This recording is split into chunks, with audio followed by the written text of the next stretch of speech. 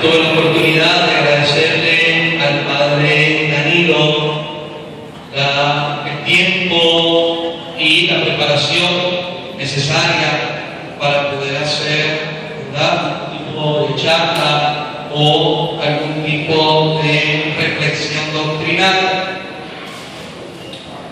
Ahora, ¿verdad?, vamos a tratar con cuidado una de las realidades de fe que más maltratamos. Pasa como cuando uno reza el rosario, cuántas veces yo escucho de que sale pared y eres de grasa, porque rezamos el rosario tan rápido.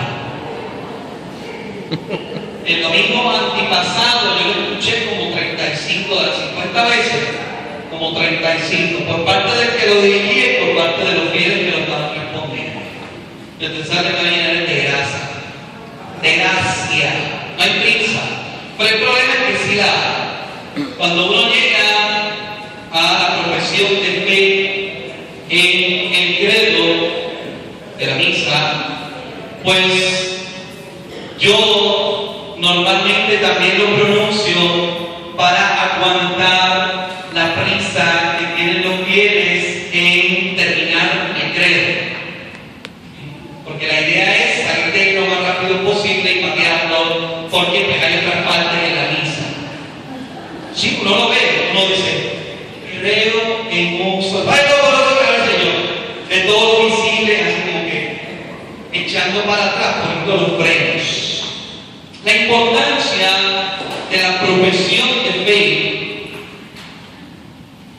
en la iglesia es lo primero que vamos a tratar. ¿De dónde sale el credo y por qué nosotros tenemos resumen? Y yo de paso, resumen de 4 concilios en una sola oración. Cuando uno mira las Sagradas Escrituras, les voy a invitar a que copien los siguientes textos para que entendan por qué nace el credo. Pero padre, usted la Biblia, el credo no es de los concilios, sí, pero apúntese esto para que vean. Estamos modernos, ya padre que usa papeles. Tiempo de que uno lo ponga. Apunte Hebreos 5:1.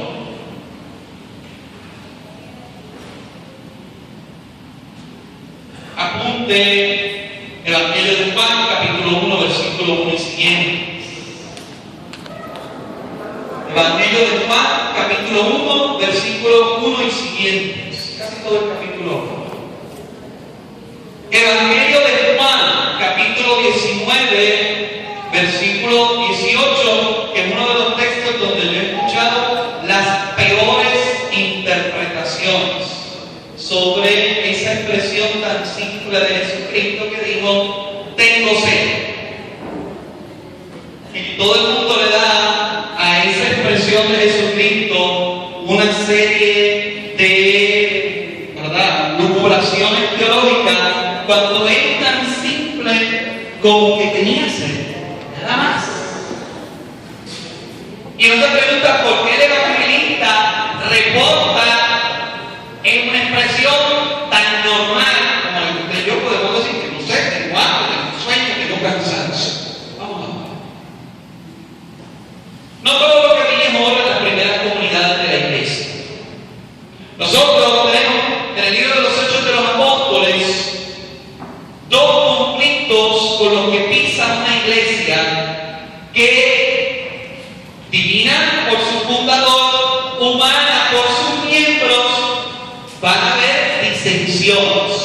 Y fue el tema de la circuncisión y el tema del cumplimiento de la ley mosaica. Tenían los cristianos que circuncidarse, tenían los cristianos que seguir la ley mosaica, y se formó un reperpero en la iglesia. Y yo de paso, tan reperpero fue que Pedro y Pablo se chismaron. Tan reperpero fue que Bernabé y Pablo se separaron. ¿No es que Bernabé era discípulo de Pablo? Y Bernabé se alinea con Pedro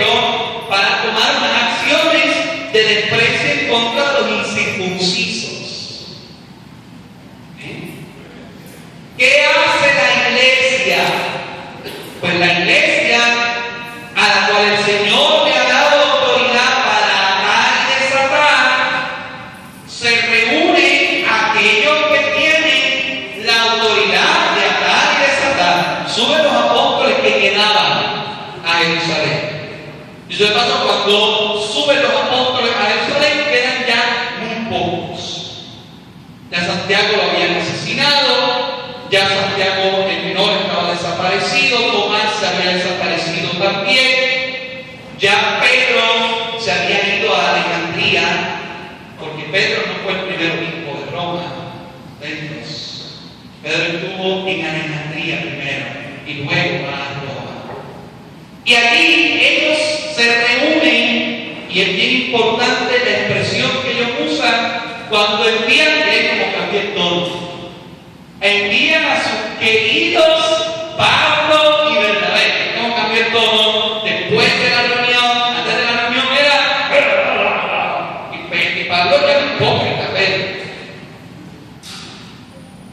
En el libro de los Hechos de los Apóstoles y está en una de las cartas de Pablo. Y después que reprender a Pedro porque era reprendible.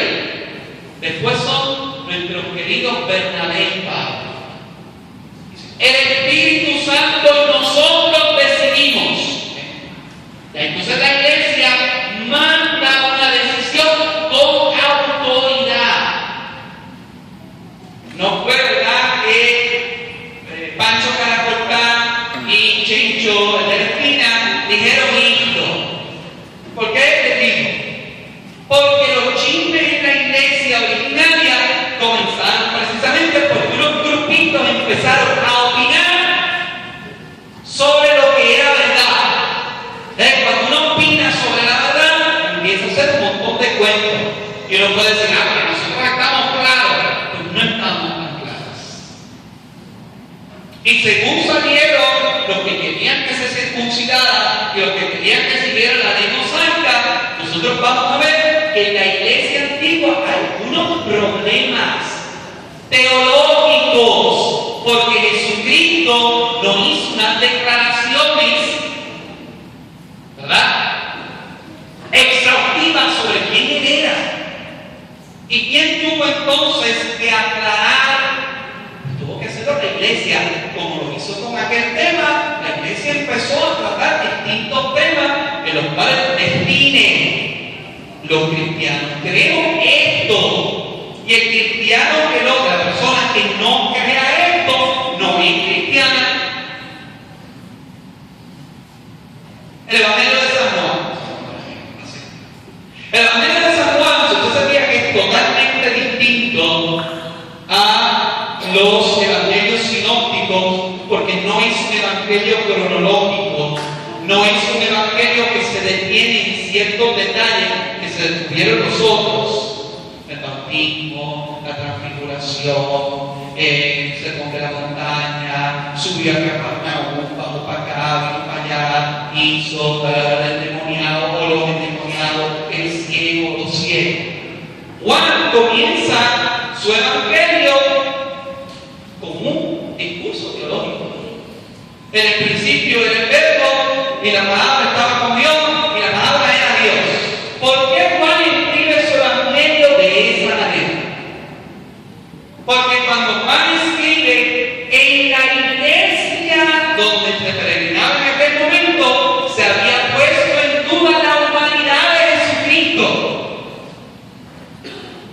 Y empezaron las comunidades a decir, pero Jesucristo entonces era como los ángeles que visitaron a Abraham, que eran ángeles, pero que comían. Porque Abraham les dio comida, y de paso mandó a Sara de Ojeda hasta queso, porque están estos hambrientos. Y le dijo, ellos comieron. Y él dijo, Jesucristo, por su poder, puede ser humano. Por lo tanto, Jesucristo tanto murió aparentemente, porque alguien que es humano no puede morir. Entonces Jesucristo no era verdaderamente un hombre. Entonces eso se empezó a regar en la comunidad. Juan, cuando escribe su evangelio, dice, no, la palabra se hizo carne, no hombre.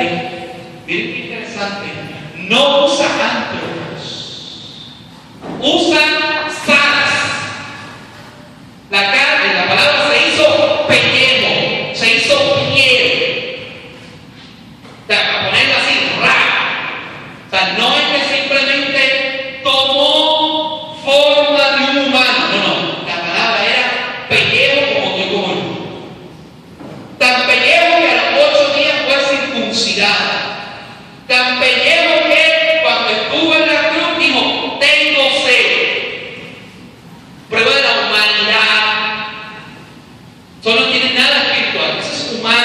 porque Juan tenía una encomienda de aclarar en una comunidad que estaba en error sobre la unidad de Jesucristo. Le hace la carta a los hebreos, le di Hebreos 5. ¿A quién? Es interesante. ¿A quién de los ángeles ha dicho Dios, tú eres mi hijo, yo te he engendrado hoy? La carta a los hebreos entra a la iglesia antigua como una homilía. Eso no es una carta, eso tiene de carta lo que yo entiendo de cartera. Es una homilía. Y toda la primera parte de la carta a los hebreos, él está diciendo: Jesucristo no es un ángel, Jesucristo es un hombre, Jesucristo no es un ángel, y lo repite con 800,000 veces, y da con 800 pruebas. ¿Por qué? Porque la comunidad a la que él escribe tenía la idea de que Jesucristo era un ángel revestido de humanidad, por eso tenía poder. La iglesia antigua se va a enfrentar a 800,000 de estas ideas. Unos van a decir: no, Jesucristo es verdaderamente Dios con apariencia de hombre. No, otros van a decir: no. Jesucristo es verdaderamente hombre, tenía ser, y Dios lo ungió con el Espíritu Santo, y por lo tanto el poder de Dios actuaba en él. No, decían otros. Jesucristo es un ángel. Porque no leyeron la carta a los hebreos. Esa es la forma de no leer la Biblia. No. Entonces, empezó en la comunidad un chorrete de opiniones que sorpréndanse. No fue doña Chacha la que decía esas cosas. Eran patriarcas y obispos los que empezaron a ser elegidos en la iglesia y a deformar la doctrina. Fueron obispos y patriarcas. Arrio era un patriarca. O sea, Arrio no era el padre Luis, el administrador de la parroquia Santa María de los Ángeles. Allí, ahorita me llamó un señor, porque en la noche hay un funeral, y me dice: padre, ¿de qué es su parroquia? Y yo le dije: ¿dónde? No me entendí, porque mi parroquia no es, ¿verdad?, la catedral de San Juan. Así que, pues, encontrarlo no tenemos que llegar allá. Es una parroquia del pueblo. No, patriarcas que empezaron a enseñar doctrinas que cuando los cristianos se encontraban unos con otros, del patriarcado de Alejandría, del patriarcado de Antioquía, del patriarcado de Roma, del patriarcado de Jerusalén, sus reuniones, en vez de ser reuniones de fe, eran de pelea. ¿Por qué? Porque mi obispo dice que Jesucristo era un ángel. No, pero espérate. Que mi obispo dice que Jesucristo era verdaderamente Dios, pero de hombre esto fue un disfraz. No, pero ustedes se imaginan los católicos sentados en una mesa, volviéndonos la oreja, porque nuestros obispos estaban diciendo cosas distintas. ¿Qué hace la iglesia? Lo mismo que hizo con el problema de la circuncisión y el problema de la ley mosaica. La iglesia se reúne. ¿Cuándo se reúne? Bueno, se reúne en el año 341 por primera vez después de lo de Jerusalén. ¿Por qué? Porque recuerden que hasta el año 313 nosotros éramos una iglesia perseguida.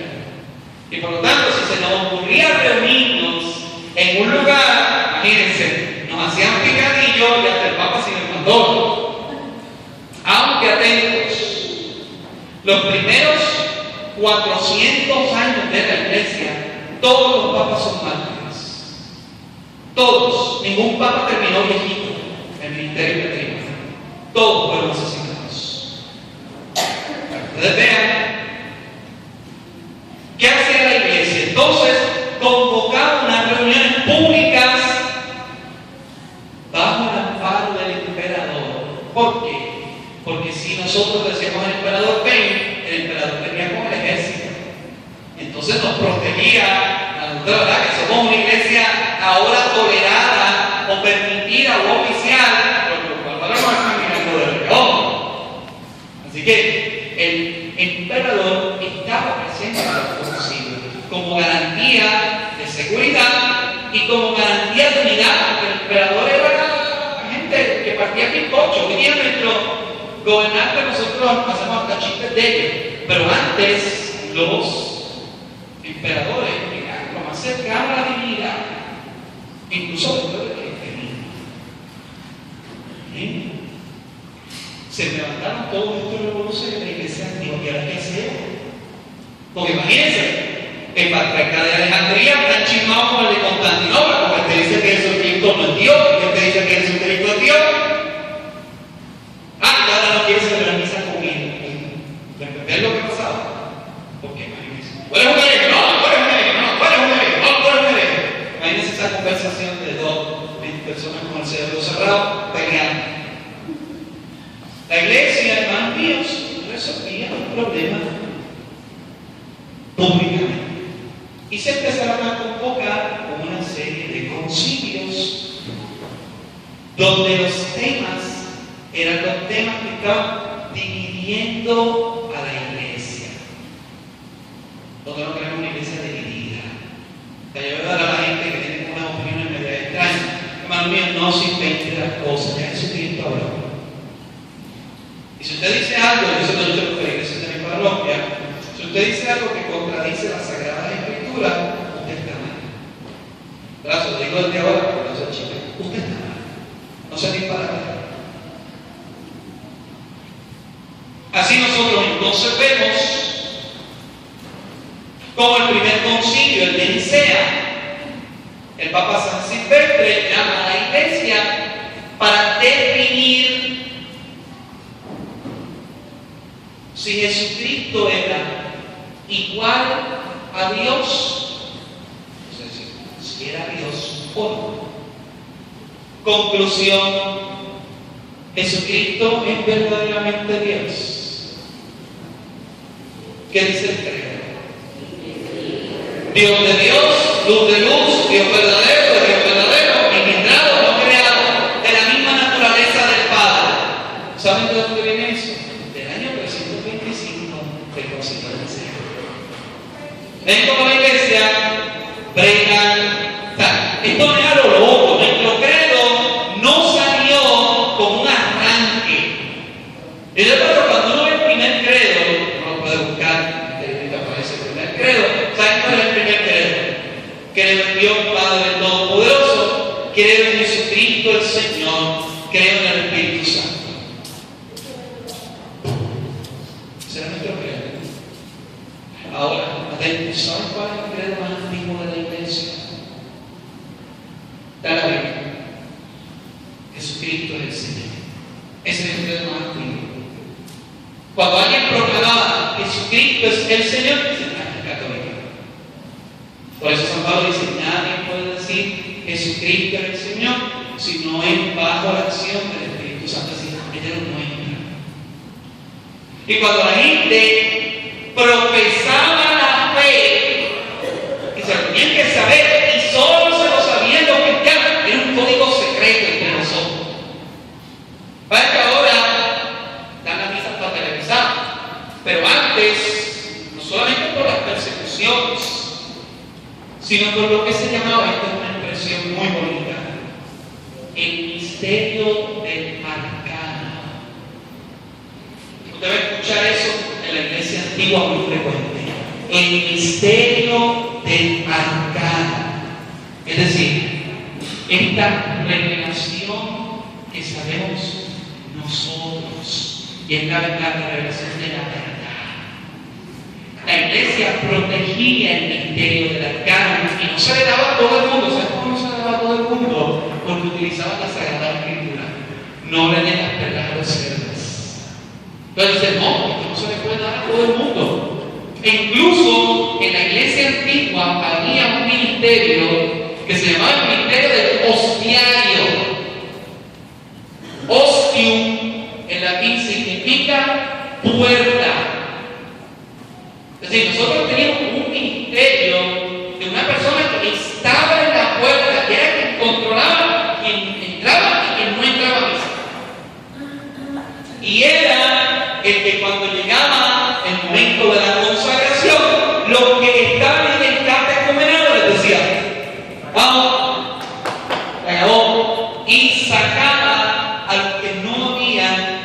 hecho todavía el bautismo y la comunión. Eso es un ministerio de la iglesia antigua. Dice, tú sabes, dime el credo. Para afuera. Todo para afuera. Si no sabían el credo, significa que no estaban bautizados.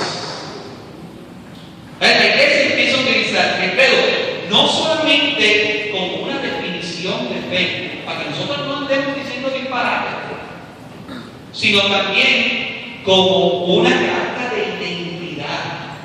Quien sabía esto es de los nuestros. Y como es de los nuestros, tiene acceso al altar. ¿Sí o no? Esto de ponerle escaleras al altar. Esto de ponerle escaleras al altar. Esto no es accidental. De paso eran 3, que ya le ponemos 2 o 1, pero eran 3. Porque para prepararte para el bautismo, lo último eran 3 pasos. Entonces, una vez que tú terminabas esos 3 pasos, tenías acceso a la altar. Vayan a las iglesias antiguas, que van a ver donde está el altar antiguo, que está pegadito a la pared, siempre tiene 3 caminos. Siempre. Antes las iglesias hablaban, tenían teología.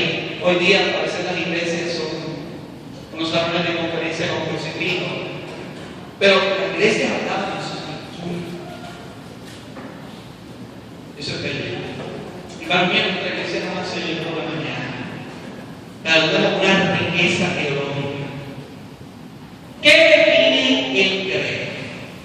Vean, y yo le estoy diciendo, aquí nosotros tenemos que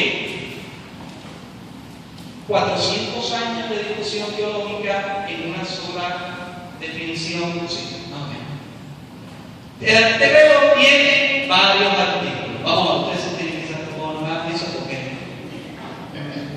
me bajan a azúcar. Tiene varios artículos. El primero de los artículos es creo en Dios. Segundo de los artículos, creo en Jesucristo. Tercer artículo, creo en el Espíritu Santo. Atentos. Cuarto artículo. En castellano se dice, creo en la iglesia. Muy mala traducción. Cuando uno escucha en latín, dice, en una santa, católica, apostólica iglesia. Y en la iglesia, yo creo en Dios Padre, creo en Dios Hijo, creo en el Espíritu Santo y en la iglesia. Porque yo no creo en la iglesia igual que creo en la Trinidad. La iglesia es una realidad que va a desaparecer, por lo tanto, y en la iglesia. Pero, claro, en castellano, cuando uno mira el mensaje más viejito, dice, y en la iglesia que es una ahora, creo en la iglesia. Sí, pero no creo de la misma manera que creo en el Padre, el Hijo y el Espíritu Santo. ¿Ven? Esto es bien importante. Cualquier iglesia rápido define que Dios es Padre. Nosotros somos la única religión que llama a Dios Papá. Y llamamos a Dios Papá porque fue revelado. Cuando hoy nací, Padre mío. Cuando la Magdalena está, Jesucristo dice, suéltame. Porque en ese suéltame, o sea, es que me suelte. O sea, no es nada malo. Que parece que hay alguien encima y el maestro, suéltame. Le dice, ve a decirle a mis hermanos que el Padre mío y Padre de ustedes, el Dios mío y el Dios de ustedes, de Jesucristo ya no tiene esa dinámica. Por eso nosotros profesamos a Dios Padre. Somos una religión de hijos, no de sumisos ni de esclavos. Creador de todo lo visible y lo invisible. La gran mayoría de las cosas que Dios cree que yo no las creo. Pregúntale pregúntele a los virus y pregúntele a las bacterias. Y Dios creó las bacterias y los virus así, como creó las serpientes de cascabel y las cucarachas voladoras. No sé qué tenerle miedo a una serpiente de cascabel o a una cucaracha voladora. Por lo menos por lo que yo he visto, a gente le tiene miedo a la cucaracha afuera. Creo en un solo Señor. Esa expresión no es tan accesoria. Señor era el sustantivo reservado solo para Yahvé.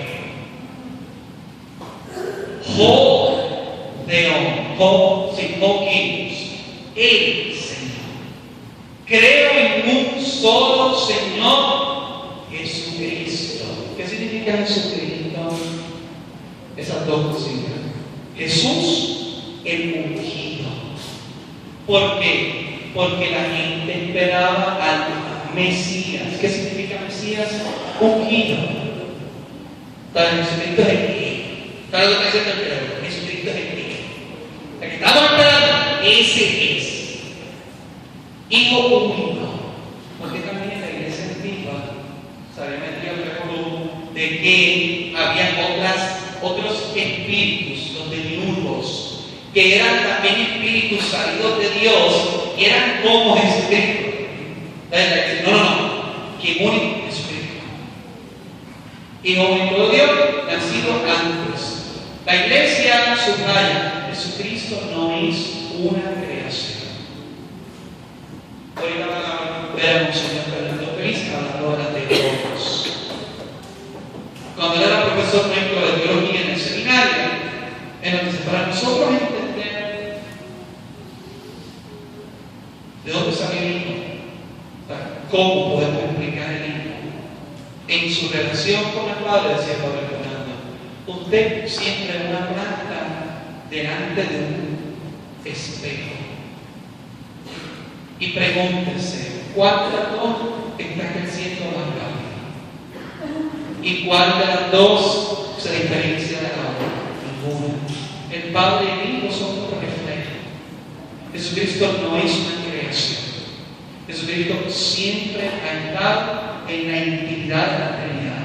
Lo que pasa es que antes de ser Jesucristo, ¿quién era? Atentos. La palabra siempre ha existido. Cuando la palabra se hace carne, toma el nombre de Jesús. ¿Es que en la encarnación apareció algo? No. El Verbo siempre con el Padre toma carne y cuando toma carne, toma nombre. Pero yo puedo hablar todavía de Jesucristo como el Verbo. ¿Vieron lo que se ve en China? Él es el Verbo. Es la palabra. En esos casos hay una traducción logos, también se puede traducir como proyecto. Logos en el principio del proyecto. Así que toda la parte que habla de Jesucristo quiere subrayar dos cosas: su divinidad, Dios de Dios, Dios de luz, Dios verdadero, igualito al Padre, que por nosotros y por nuestra salvación bajó del cielo. Y entonces empieza a hablar de la humanidad de Jesucristo. Y se hizo hombre. Y por nuestra causa fue crucificado en tiempos de Poncio. A mí siempre me llamó la atención decir, ¿y qué rayos hace Poncio Pilato en el carrero? O sea, una realidad tan sublime. Creo en Dios Padre, creo en Jesucristo, creo en el Espíritu Santo, creo en la iglesia, confieso un bautismo. Poncio Pilato. ¿Qué rayos hace en el carrero? ¿Usted te ha preguntado eso? ¿Qué rayos hace Poncio Pilato en el carrero? Poncio Pilato, verificable en la historia, era procónsul de Judea y Galilea. Por lo tanto, si Poncio Pilato, en los anales del Imperio Romano, Ticio Cayo así lo testimonia, dice que el procónsul cónsul Poncio Pilato crucificó, las crucifixiones tenían que ser reportadas, porque como era la pena máxima, eso tenía que ser reportado, a un tal Jesús Nazareno. Para que nosotros no caigamos en lo que el problema que tienen los budistas. Los budistas, gente, no hay absolutamente nadie que pueda dar un testimonio histórico de que puede existir. Buda es un mito. Buda no tenemos ningún tipo de referencia histórica. Jesucristo era hombre verdadero y Poncio Pilato lo mandó a matar. O sea, no creo que Poncio Pilato se haya tomado los brebajes particulares que le haya mandado a matar a quien no existe. ¿Ven? En el credo se incluye obviamente la figura de la Virgen María. Porque, miren, hermano mío, María en la historia de la salvación no fue una servilleta que el Padre se sopló la nariz y después la tiró. Tan es así que desde que María recibe el verbo en su vientre, es la única persona, chequeo, no puedo decir, la única persona en la historia de la salvación que estuvo desde el inicio hasta Pentecostés. La única. La única. Te va a hacer una resolución de la doctrina de la parroquia. Cuando Jesucristo asciende a los cielos, lo único que les quedaba del maestro era María. María era lo más cercano a Jesucristo. Dios te paso, al no tener Jesucristo ADN en José, sino puramente de María, Jesucristo fue María con barba. Físicamente, Jesucristo debe ser María con barba, porque es que no había otro ADN. Así es la cosa. Ustedes pueden ver los cuadritos del Sagrado Corazón que hay en los sabores de catequesis. Quítele la barba a Cristo y póngale la barba a María y son iguales. El pintor hizo la misma estructura y esa es la realidad.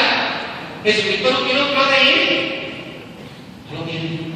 Por eso la figura de María, subrayando que la encarnación fue virginal. En el seno de la Virgen María y se hizo hombre. ¿Entendemos? Porque el Mesías no iba a nacer de carne, aunque lo iba a hacer. Atentos. Luego creo que la iglesia, con sus cuatro, ¿saben que la iglesia tiene 4 nodos? ¿No saben que la iglesia tiene 4 nodos? 4 nodos. Cuando te hablan de las normas de la iglesia, ¿dónde están las normas? Dicen, mi padre, yo no sé. ¿Cómo que usted no sabe? Si usted dice el credo todos los domingos. Creo que la iglesia es una santa, católica y apostólica. Son las 4 normas de la iglesia. Eso es lo que hace la identidad de nuestra iglesia. Una, el mismo nombre católica lo dice. Para nosotros somos una realidad universal, pero nosotros tenemos cabeza. ¿Quién es la cabeza de la iglesia? Jesucristo, por favor, te pido, ¿no? Casi, Dios mío, dijeron Francisco, no, la iglesia, su cabeza es Jesucristo, nosotros somos su cuerpo, y el Papa es un órgano del cuerpo mismo. Decían los padres de la iglesia, que a mí esa imagen me encanta, decía, si Jesucristo es la cabeza, María es el cuello, porque el cuello es lo que sostiene la cabeza. Decían los padres de la iglesia que llamaban a la Virgen María cuello, y era el cuello que sostenía. Que los padres de la iglesia se reían, ¿sabes? El Papa probablemente son las cuerdas vocales. El Papa Francisco a mí me parece que es el puño de la iglesia, ¿sabes? El Papa Francisco se las trae, los otros días utilizó una frase espectacular, pidiéndole a los católicos no usen la expresión madre soltera, porque el ser madre no es un estado civil. La mujer es madre, punto. Miren qué maravilla. Miren qué maravilla. madre. La mujer es madre. Punto. No es un pecado, sino que es una gracia de Dios. Una santa. Pero ese padre, quiere que la iglesia tenga un montón de gente sin vergüenza. Usted ha escuchado de los papas de no sé cuál rayo, usted ha escuchado. Sí, los miembros de la iglesia somos pecadores, pero nuestra iglesia la fundó Jesucristo. Le hace el libro del Apocalipsis. Yo ya paso porque les tengo una sorpresa para el año nuevo, una imagen muy particular de los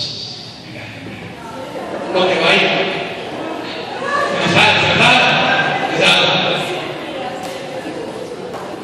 Una santa, porque sus fundadores son. Porque es la esposa santa que se esposa con su marido santo. Católica, atentos. Yo les voy a pedir perdón. Nosotros somos cristianos católicos. Católico es un adjetivo, no es un sustantivo. A veces yo veo esa distinción en que nosotros somos católicos y ellos son cristianos. Sí, sobre todo, claro, sí, claro. No. Nosotros somos cristianos católicos y ellos son protestantes o reformados o sectas o movimiento loco que anda por ahí, dependerá. Católica significa universal. En el siglo II, antes de que se terminara de escribir el Evangelio de San Juan, ya San Ignacio de Antioquía había escrito.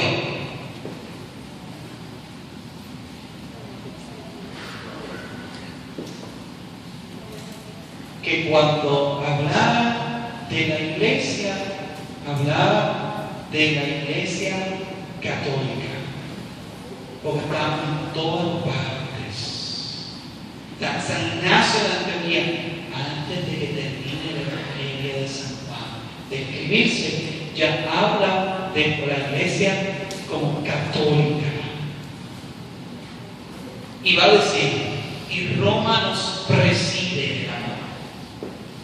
Por lo tanto, eso de que el obispo de Roma no entra allá por la mañana. Bien, concilio de no sé qué rayo. La iglesia no. Los miembros de la iglesia lo son un poco, pero la iglesia católica y apostólica. ¿Qué significa que nosotros somos apostólicos?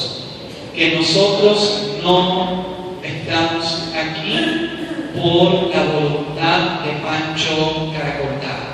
Nosotros tenemos una línea apostólica que nos trae hasta aquí, ininterrumpida.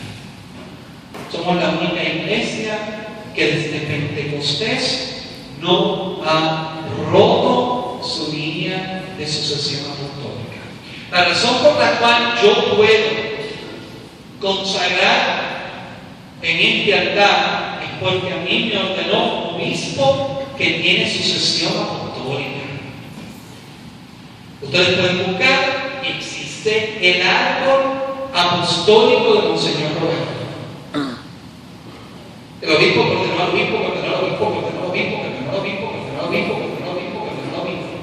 Está el árbol, les dan una Coca-Cola y por lo menos medio paquete de cambio para poder ser ordenado. Nosotros somos una iglesia que viene de los apóstoles. Por lo tanto, y ahí entonces, ahí no entiende por qué el problema con el protestantismo. ¿Por qué el protestantismo no cree en la real presencia del Señor en la Eucaristía? Porque eso fue dado a la iglesia apostólica. Como tú no eres una iglesia apostólica, pues tú no tienes, yo eso te lo respeto. ¿Por qué los ministros protestantes no tienen la misma teología nuestra? Es decir, yo que actúo en persona de Jesucristo, Cristo, por eso tengo que ser varón, porque un varón es el que puede llamar varón. Cuando yo actúo como Jesucristo. Jesucristo lo circuncidaron a 8 días. Jesucristo era varón.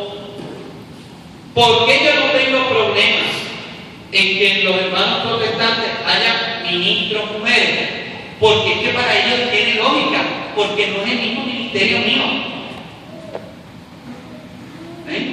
A ellos romper con la asociación apostólica, rompen con toda una teología y crean una nueva. Nosotros no, nosotros estamos desde antiguo. Por eso el concepto de iglesia, nosotros, hermanos míos, el creer no es una medalla militar. Hay incluso gente que me ha preguntado, pero padre, ¿qué rezar? ¿De qué? ¿Todos los domingos? Sí. ¿Pero por qué? Ya vemos por qué. Cuando nosotros oramos el credo, nosotros nuevamente reafirmamos que no es que nosotros creemos en Dios, como los deístas, como los masones que se creen en Dios. Nosotros creemos en Dios Padre. Nosotros creemos en Dios Hijo. Nosotros creemos en Dios Espíritu Santo. Nosotros creemos en su instrumento que está en la iglesia. Es decir, no es que aquí esto es mercado libre. Nosotros estamos muy bien definidos. Hermano mío, nuestro Dios es un Dios de orden y no se puede creer a lo cacharaboca. No se puede. Y cada vez que usted ora el credo, usted vuelve a reafirmar que el Dios que usted cree es el Dios que yo he creído también. Es decir, cuando nosotros oramos el credo, nos hacemos una sola realidad. ¿Por qué usted cree que nosotros nos paramos juntos, nos sentamos juntos, nos adornamos juntos, cantamos juntos? No es que mientras yo estoy consagrando, de momento sale una señora, ¡amén! No, porque eso no es momento de cantar. Los mismos gestos que nosotros hacemos son gestos de unidad. Nos paramos juntos, nos sentamos juntos, nos arrodillamos. Usted no viene a comulgar antes del Evangelio, venimos todos juntos a comulgar. Se supone que nos vayamos todos juntos, ¿pero eso también es otro sí. Cuando yo estaba en la iglesia Espíritu Santo, dominicano, yo no les dije, la misa ha terminado, pueden correr en paz. Tenemos gracias a Dios, que a veces parece que uno está. Y la bendición del Dios Todopoderoso, Padre, Hijo y Espíritu. A ver quién llega primero a pasar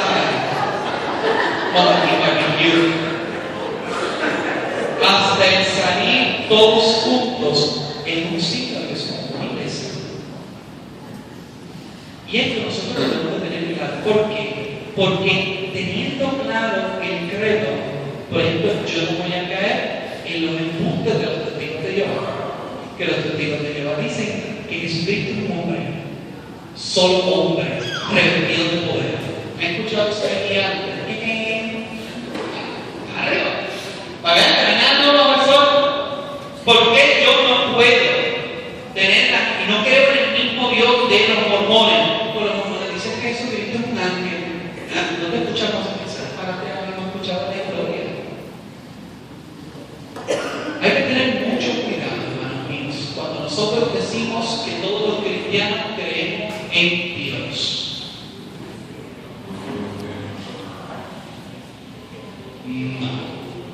No creemos en el mismo Dios. Si tu Dios no es Padre, como no lo profesan los mormones, tu Dios es mío, no es mío. Si Jesucristo no es el Señor, tú y yo no profesamos el mismo Dios. Si tú no crees en la Trinidad, tú y yo no profesamos el mismo Dios. No, pero la verdad es que yo creo en Dios. Lo mismo dicen los santeros que los espiritistas, ellos creen en Dios. Pero no se escucha. ¿Qué pasa? Va a ser más piadoso, es más, el babalao manda a la gente a confesar y tiene a confesar. Yo les pido el problema que se confiesen y no vienen. Pero el abogado le dice que vaya a confesarse, hay que confesarse. Y le cobra 40 pesos. Y yo le digo, se lo pide y no viene. ¡Es gratis! Free.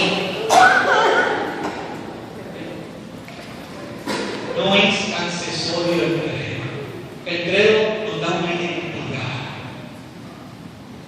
El credo nos distingue de cualquier opinión y nos pone delante de lo que es doctrina verdadera. Nos evita el riesgo de caer en adorar a un Dios que no es el que se revela.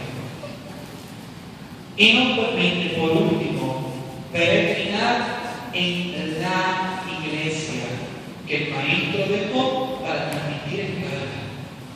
¿Ven qué importante? Pero ¿por qué la mañana cuando estamos ¡pum! Pero antes de eso, yo sabe que hay que de casa, el Señor es conmigo. El tolerismo y el corre-corre lo que hace es, hermano mío, que no apreciemos esta belleza y que es una belleza. Es una belleza.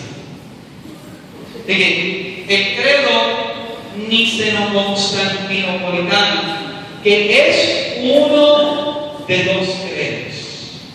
Recuerden que también nosotros tenemos el credo de los apóstoles, que es igual que antiguo, pero no desarrollado de la misma manera, porque respondió a unas realidades teóricas distintas. ¿Saben por qué nosotros usamos el credo en misa? Ahora viene el misterio. ¿Por qué? Porque lo mandó el emperador Constantino. Constantino dijo: solucionamos el problema. Yo no quiero un imperio dividido. Por lo tanto, todos los que están con la Iglesia Católica profesarán esto como signo de unidad. Somos un reino unido. Somos una iglesia unida. Entonces, manda al emperador a que se utilice en las misas dominicales. El emperador sigue el emperador. Tranquilo. Carlomagno. El emperador Carlomagno fue el que introdujo el credo en latín en la misa. ¿Saben que nosotros en la misa, por lo menos hasta el siglo VII, VIII, nosotros la misa la celebramos en griego? Lo único que nos queda de griego es el Kyrie eleison. Pero antes el griego, después se empezó a celebrar en latín, y después el latín fue vernácula. Pero nosotros celebramos la misa en griego. Y cuando Carlomagno introduce esto un chip en la iglesia, cuando Carlomagno introduce el credo en latín, lo manda a cantar un 25 de diciembre a cantar. El credo se canta, ¿saben? Vean la misa del Santo Padre. Es muy solemne y dura como 20 minutos. Lo que ve la importancia. Nosotros, ¡ping! Salimos. Pero en Roma,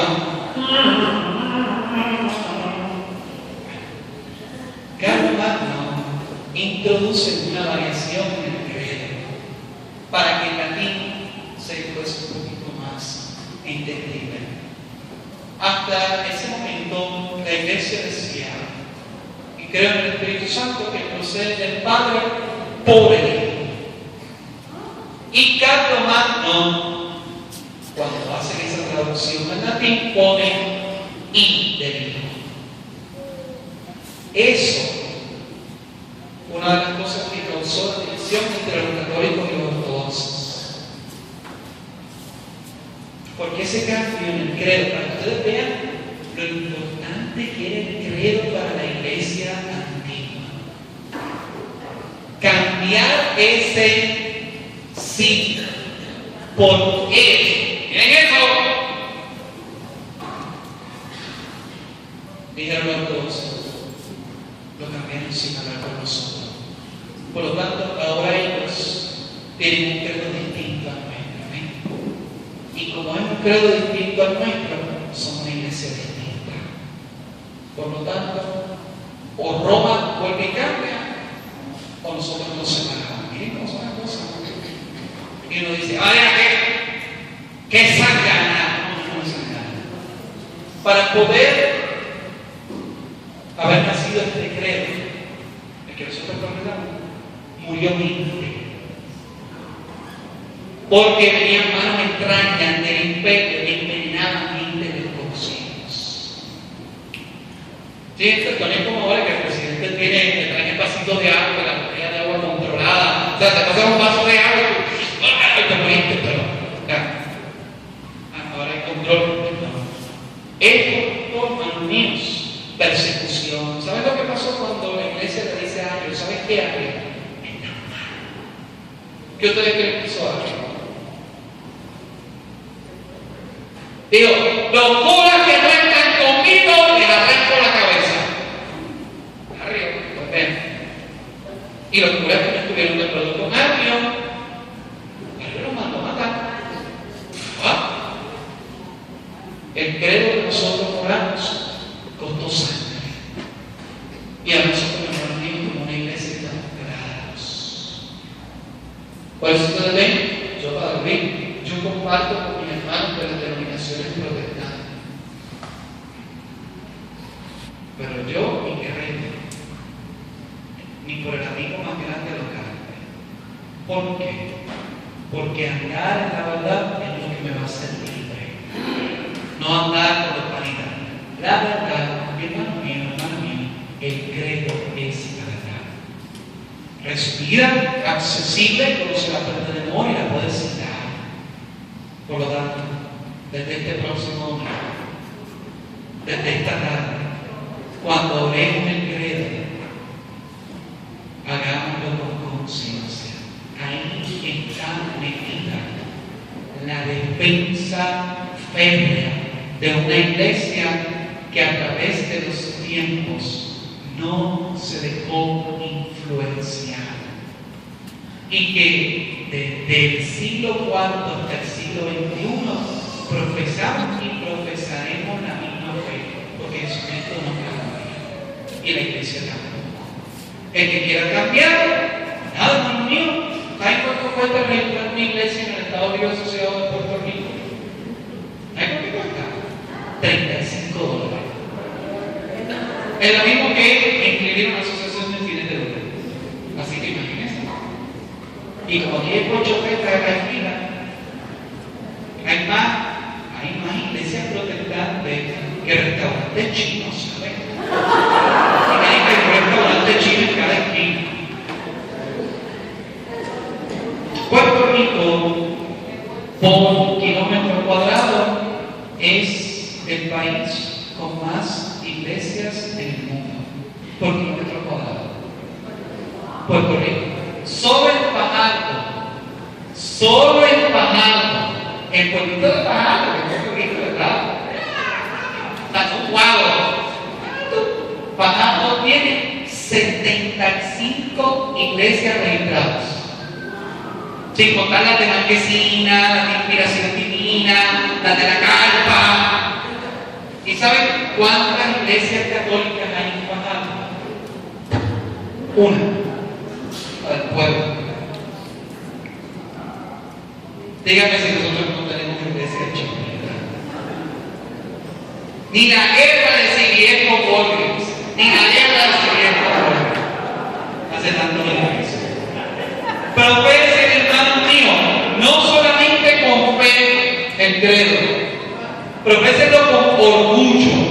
Usted pertenece a una iglesia que tiene una identidad clara y que por esa identidad nosotros hemos tenido mártires, persecuciones, burlas, gobiernos que se nos han ido en contra, los masones que no se nos salen de las costillas, y la iglesia, hermano mío, sigue adelante. Porque si esto fuese, hermano mío, humano, hace tiempo que se hubiese convocado.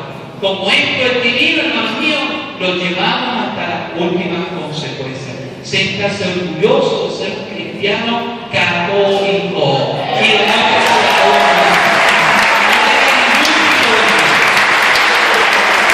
precisamente por eso lo estamos haciendo en esta mañana, para que cuando usted se encuentre con Arrio and Company, usted le diga, hermana, papita. Eso que estoy diciendo es un disparate. No, tú no digas, no, es que lo que pasa. Pero los católicos enseguida metemos la cabeza bajo la tierra. No, es que lo que pasa es que ellos no citan la Biblia. Nosotros ahí como que. Si nosotros no aprendemos, y eso es lo que yo refiero en mi parroquia, en Honduras, cuando fui de misiones, me enseñaron que el católico ignorante es comida de protestante. Y yo no voy a hacer ni el lunch ni el snack de ningún disparate. Así que, para mí, nosotros estamos en la verdad, si usted tranquilo y siga disfrutando de nuestro taller.